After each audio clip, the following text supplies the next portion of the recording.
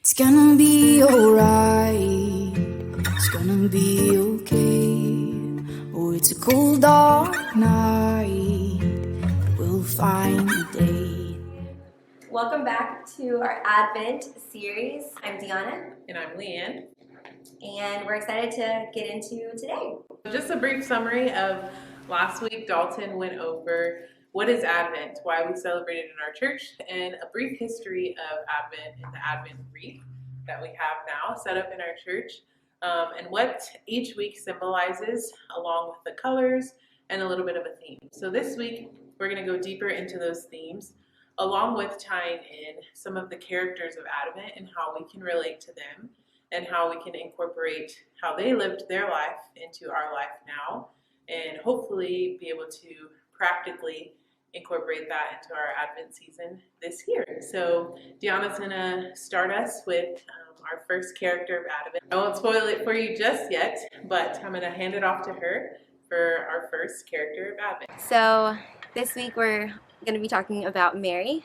She is obviously a very important character in the season of Advent. We know that Mary's yes is what put the incarnation in motion. Obviously, God could have used anybody, but he chose Mary specifically. And while we can look and see that he had been preparing her from even before she was conceived in her mother's womb, she didn't know that. So she had to have a tremendous amount of faith. Another aspect of Mary's fiat that I think is important to note is that she didn't just have a total blind faith.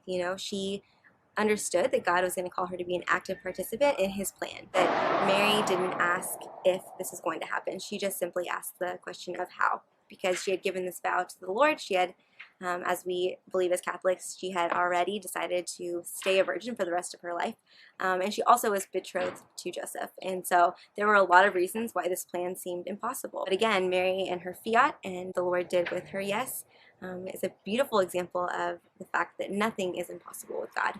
God is calling each one of us to a unique mission, and I think this Advent to just really open our eyes and really ask God to exceed our expectations and really look at the dreams that he's put in our hearts and trust that even though they may seem impossible, nothing is impossible with God, and we should expect great things of him.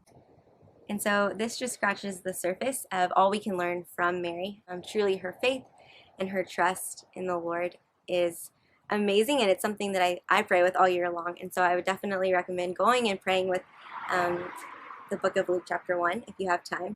And also Leanne is going to share next just some practical tips in ways that she herself enters more deeply into the season of Advent. And then next week we're going to be talking about another character or characters from the Advent story. So like Deanna said, I'm going to be sharing a few ways that I try to incorporate Advent into my life when this season comes around every year.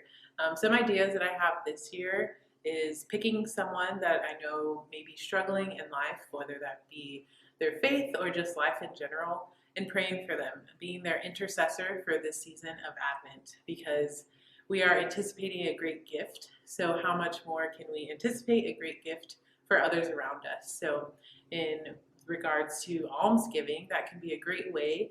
Maybe if you don't have money necessarily to give to charities, you can still give of your service and of your time and of your prayers for someone else. Another way is maybe in my own personal life or in your own personal life when things are getting hard during everyday life, to incorporate Advent, just being more intentional with how I'm saying yes is asking Mary to lend me her yes in times of hardship. So we talked about Mary and her faithfulness. How much more can we be faithful if we ask her to lend us that yes in times of hardship, in times of despair, when it comes to just everyday challenges of life? So I invite you to maybe take up one of our challenges or one of our tips and incorporate it into your life. So hopefully your Advent can transform your heart in a deeper way this season. So thanks for joining us. We are praying for all of you during this season, and we pray that this can offer you a little bit of help to stay connected and really get the most out of this Advent season. Don't forget to tune into our podcast, The 24 Club. It's up on Spotify, so we look forward to seeing you guys next week. Goodbye. Bye. Don't have to be afraid, no matter what you're fighting for. Hey guys, welcome back.